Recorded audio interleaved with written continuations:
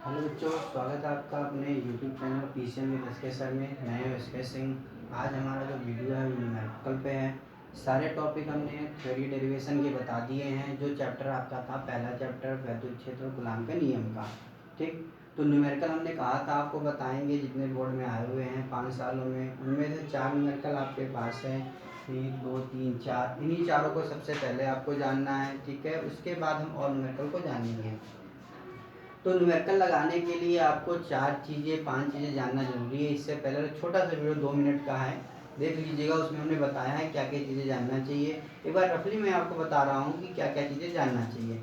पहला, जो दिया गया उसको तो हम लिखेंगे। कहाँ दिया गया? सवाल में जो दिया गया है, ठीक है। घर में नहीं कि घर में जेब में दिया गया, पैसा दिया गया, क्या दिया गया। हमको जो सवाल में दिया गया उन चीज़ों को लिखना होगा, सिंबल सहित। सिंबल जानना जरूरी है। उसके बाद जो निकालना होगा क्वेश्चन मार्क लगा लेंगे। फिर देखेंगे कि ऐसा कौन सा सूत्र हमारे पास है कि जो वैल्यू निकालनी है वो उससे निकल जा सकती है, ठीक। इतनी बातों का ध्यान रख के सवाल को लगाएंगे। तो फिजिक्स हो, केमिस्ट्री हो, बायो, मैथ हो या फिर अदर हो, कॉमर्स का हो, कोई भी चीज़ का न्यूमेरिकल अगर आता है तो उस न्यूमेरिकल को हम लोग लगा सकते हैं। तो पहला क्वेश्चन हमारे पास है, एक आवेशी चालक में 4000 इलेक्ट्रॉन बाहुल्य में है, ठीक। अब बात आती है, कुछ लोगों को न्यूमेरिकल लगाते समय ये कंफ्यूजन आता है, जिसका वीक होता है मैथ या न्यूमेरिकल लगाने में। तो उनको, कुछ लोगों को ये दिक्कत आती है कि सर जो वैल्यू दी गई वो किसकी वैल्यू दी गई है, हम ये नहीं समझ पा रहे हैं।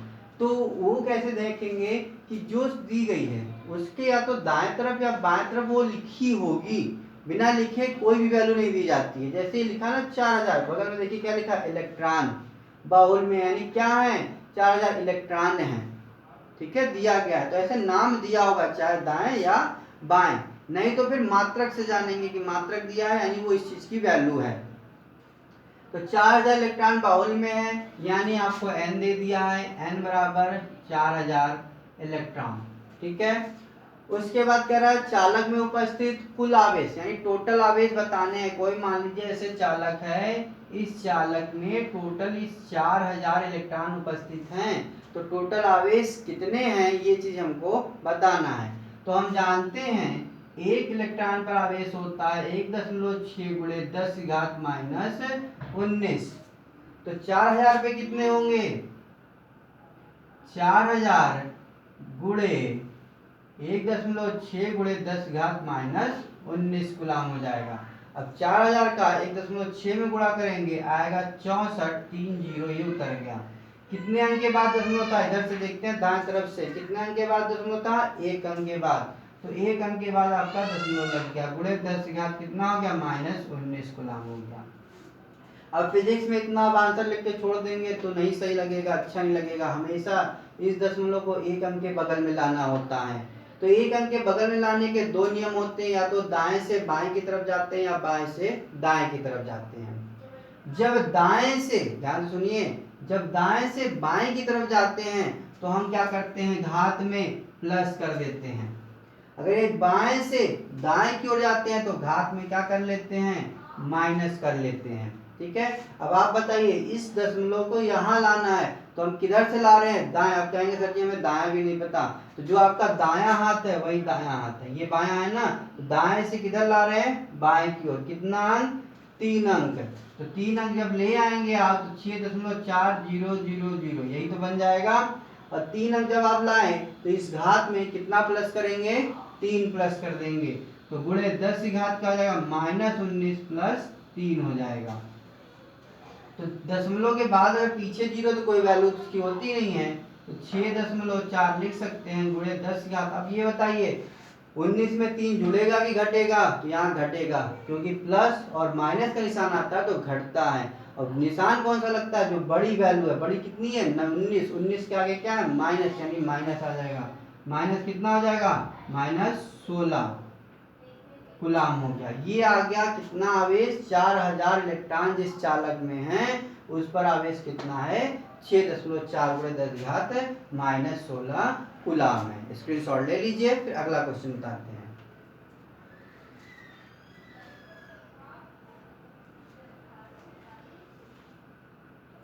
चलिए अगले क्वेश्चन पे आते हैं।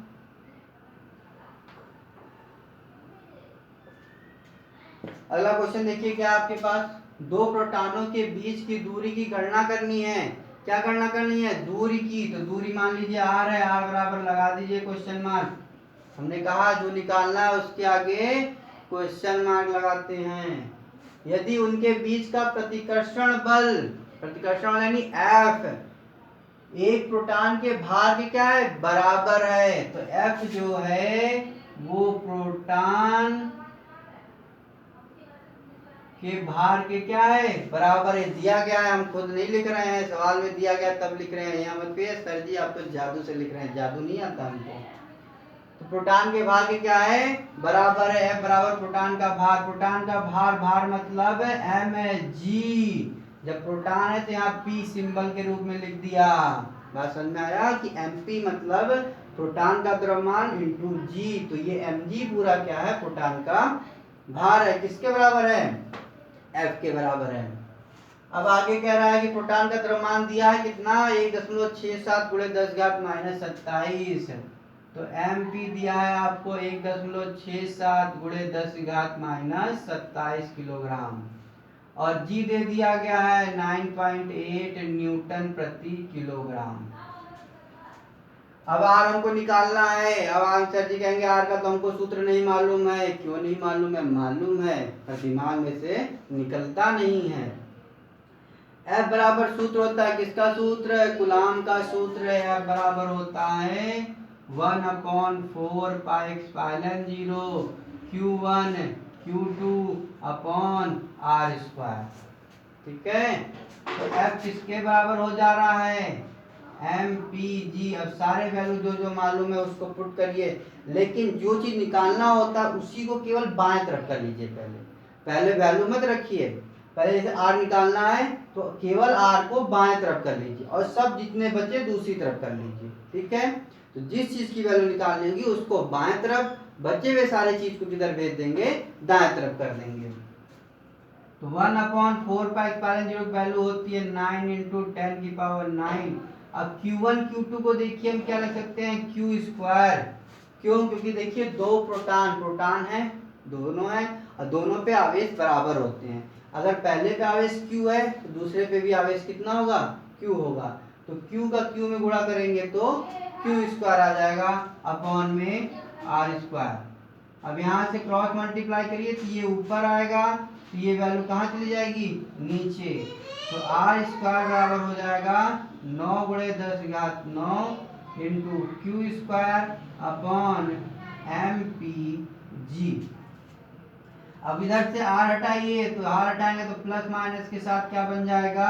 अंडर रूट बन जाएगा। तो अंडर रूट कितना हो जाएगा? 9 गुणे 10 घात 9 into Q square upon MPG। अब केवल आपको वैल्यू रखनी है। Q की वैल्यू कितनी होगी? उतना ही जितना इलेक्ट्रॉन पर आवेश होता है। इलेक्ट्रॉन पर आवेश कितना होता है? 1.6 गुणे 10 घात माइनस 19। वैल्यू रख देते हैं हम 9 गुणे 10 घात 9, 1.6 गुणे 10 घात माइनस 19 का स्क्वायर अपॉन MP की वैल्यू कितनी है?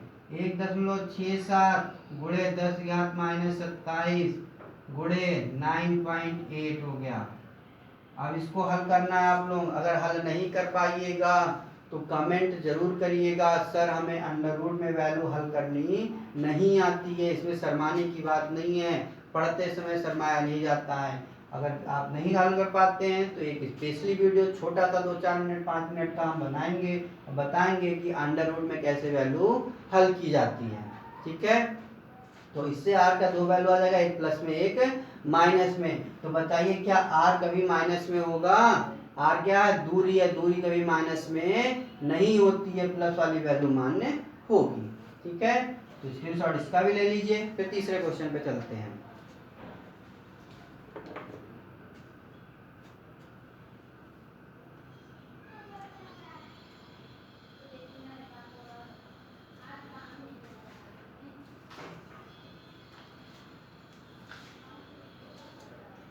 चलिए अब तीसरे क्वेश्चन पे आते हैं।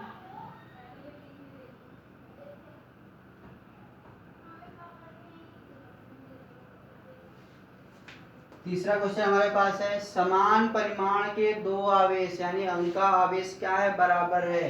दो आवेश है, एक Q1 है एक Q2 है, लेकिन दोनों आपस में क्या है, बराबर है। Q1 Q2 दोनों मान लिया Q के बराबर हैं। एक दूसरे पर 2 न्यूटन के बल आरोपित करते हैं, यानी F बराबर मान लिया हमने 2 न्यूटन का। फिर आगे उनके बीच की दूरी 2.5 मीटर कम कर देने पर, तो पहले दूरी तो मानिए, तो पहले दूरी थी उसके पास R, अब जो कम की गई दूरी, कितनी हो गई, R माइनस 0.5 हो गई। ठीक है, तो उनका बल कितना हो जाता है, बल हो जाता है कितना, 18 न्यूटन हो जाता है। ये 1 मान लीजिए, इसको 2 मान लीजिए। अब हमें दो चीजें निकालनी है। पहला निकालना है आवेशों के बीच प्रारंभिक दूरी क्या थी, ये हमने लिखा दूरी R थी, ये वैल्यू निकालनी है। फिर निकालना है प्रत्येक आवेश का परिमाण कितना था, यानी ये Q हमको बताना है। दोनों तो समान ही हैं, कोई एक आवेश बताना है। ठीक, अब इस सवाल को लगाने के लिए दो कंडीशन दी गई है। देखिए, पहले बल दिया गया, बाद में बल दिया गया। जब दो कंडीशन दी गई है तो दो चीजें यूज होंगी, और दो चीजें यूज होंगी, दो समीकरण बनेंगे। ध्यान सुनिए, जब दो कंडीशन सवाल में दिए गए हैं तो दो कंडीशनों को यूज करना पड़ेगा, और उन दो कंडीशनों को यूज करेंगे तो हमारे पास दो समीकरण बनेंगे। उसी समीकरण को लेकर बस हल कर देना, आपका आंसर हो जाएगा। पहले देखिए F1 बराबर हमारे पास अगर हम सूत्र लिखें तो 1/4